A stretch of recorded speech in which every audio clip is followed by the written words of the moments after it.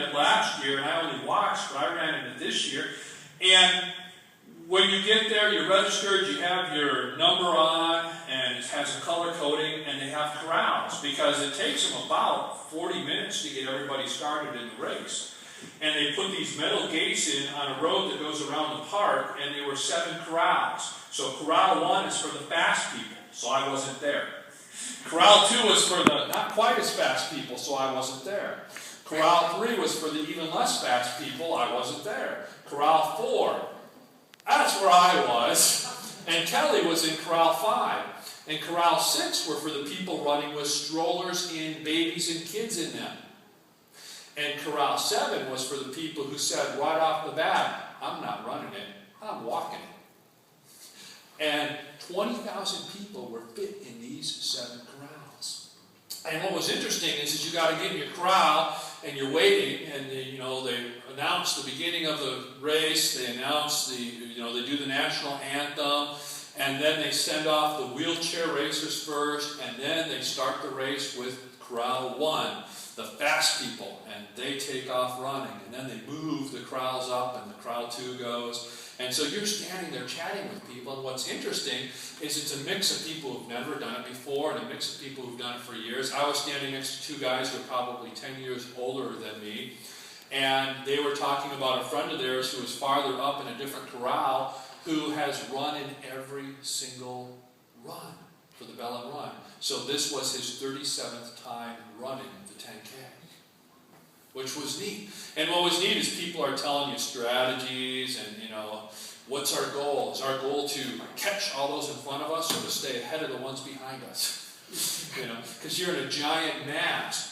And then when the race starts, that's an experience because you're shoulder to shoulder, and all of a sudden this group that's walking up to the starting line and you're bumping people, you're stepping on each other's feet, all of a sudden everybody starts running. And you're trying to run. Some people are going slower or faster. You got to zigzag and weave and jockey around people. But you have this sense of, we're going to do this. We can do it. We're going to make sure we all get through this. We're going to get to the finish line together. And you have this sense of 20,000 people in community together to achieve the goal of crossing that finish line. And what the real goal is you're participating in a fun run for a charity that's going to help out people in need through Bellin Hospital. And that's what you're running for.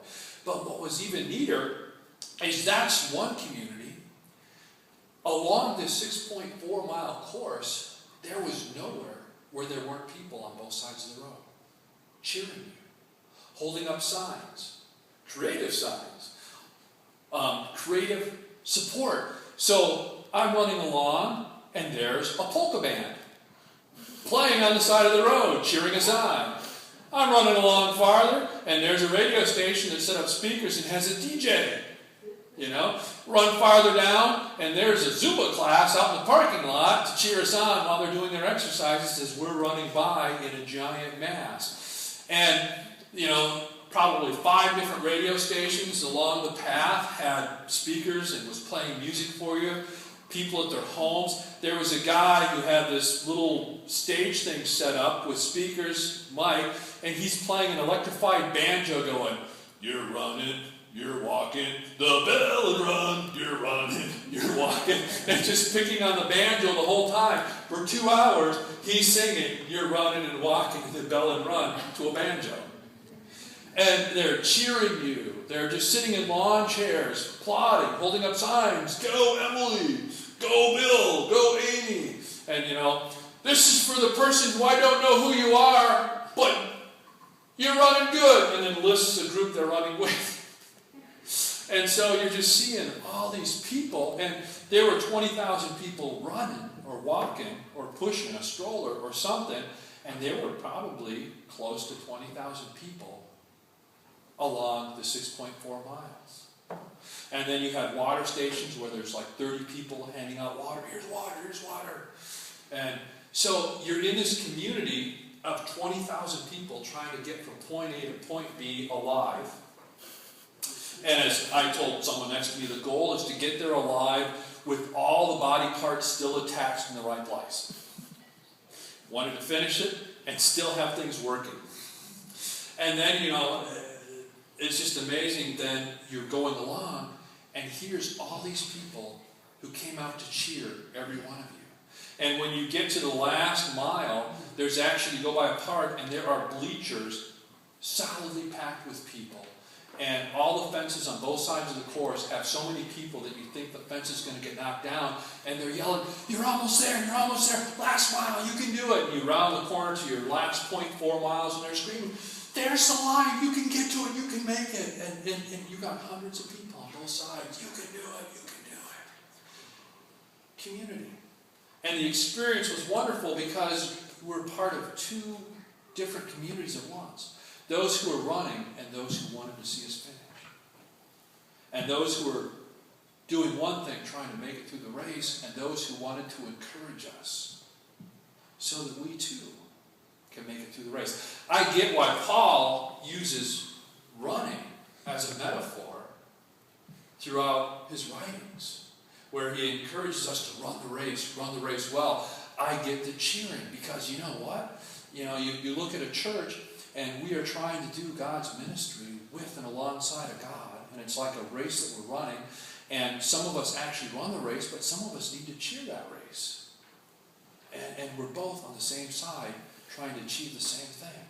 We're trying to bring praise, glory, and honor to God in what we're doing.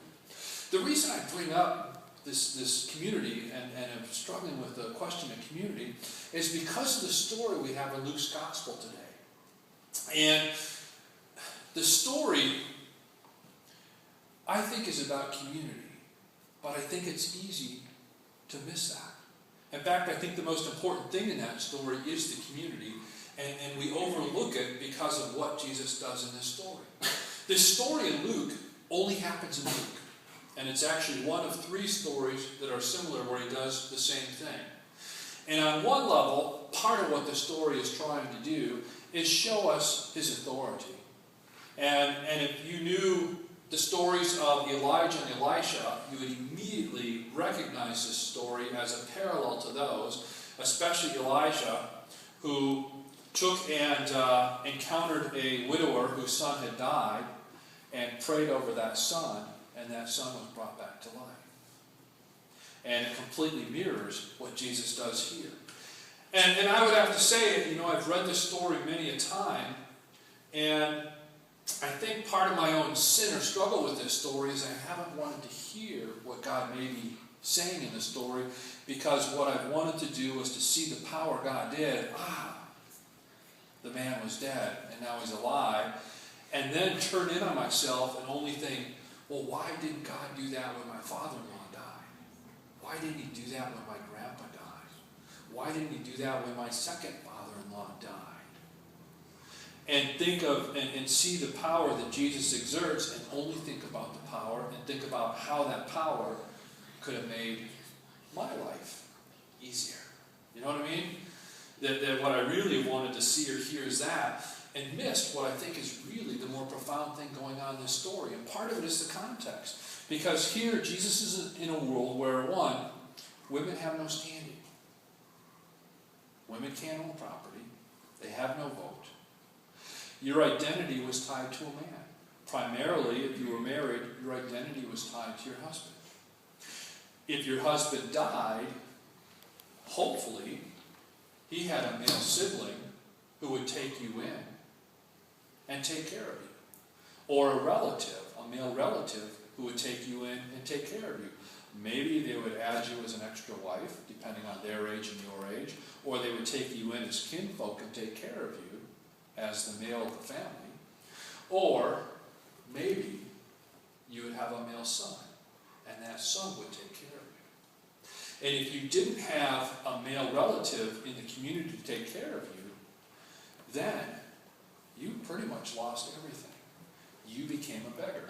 You became an outsider to the community, and you were a widower, and you hung out with the widowers, and you were allowed to beg to the community for food and sustenance because you didn't have any standing. And so here Jesus comes into this town, and there is a woman who is a widower. And as far as we know, it's just her and her son. And he sees them carrying out the son. And he responds with And he stops them, puts his hand on the wire, stops them, and says to the son, rise up. And the son responds by rising up and talking. The story isn't, I don't really think, about the fact that Jesus raised that son back up, brought him back to life. To me, what's powerful in that story is that Jesus had compassion on this woman, and not just this woman, on the community. And raised up the son, which restored both the son and the mother to community. He took her from being someone who was now going to have to beg for a living to someone who had a male in her life who could take care of her, who could allow them to fully be a part of that community. And to me, the power in the story is that compassion he showed and the restoring them to community. In other words, when you start thinking about Jesus' miracles, like for example when he drives the evil spirits out of the Gerasene, he takes them from being an outcast living in the graveyard to being able to be restored to family and the community. When the woman who was bleeding, because of her 10 years of bleeding, was not allowed to interact with family or the community because she was unclean, he restores her to community. In other words, Jesus didn't raise the guy up so that people could go, whoo, he's powerful. He had compassion on her and said she needs community, and raised her son to bring her back into community. There's something profound about that. You know, the very heart of compassion is with suffering, journeying alongside of, so that my joys and my sorrows and your joys and your sorrows become intertwined, where we laugh together and we cry together, and we try and help one another make it through life together. Jesus showed compassion and brought her back, the woman, the widower, into community through the gift of raising up her son. It pushes us, I think, it pushes me to struggle with, what does it mean to be in community? Like all the people in the video were struggling with, what does it mean to be in community? And yet they had the commonality of it. It's somehow tied to us caring for others, and they caring for us. Or as the one daringly said, without community, you are or have nothing. That's powerful to think about.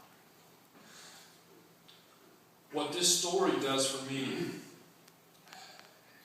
is it pushes me to think about where in my life are the places where I can build community. In other words, can I help people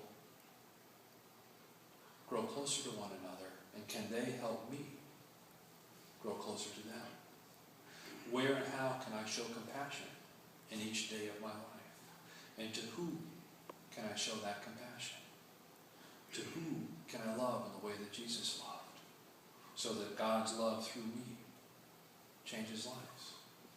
And I think that's really what Jesus was trying to do here, was to not show his authority as if everybody's got to now listen to him, or to show power to prove something, but instead, all he did was have compassion on a woman and found a way to restore her to her community along with her son, so that together they could continue to try and journey and live a life of faith.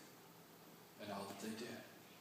He could have gone around and used his power to right the political system of that community. He could have gone around and used power to redistribute everything so that everybody got a fair and just shake. He could have done a lot of things. But what did he do? He restored two people to community. That's powerful to think about. I think our challenge for this coming week is to ask ourselves, where can I live out my compassion? Where can I be a part of restoring to community? Let that be our challenge for the week. Let us pray.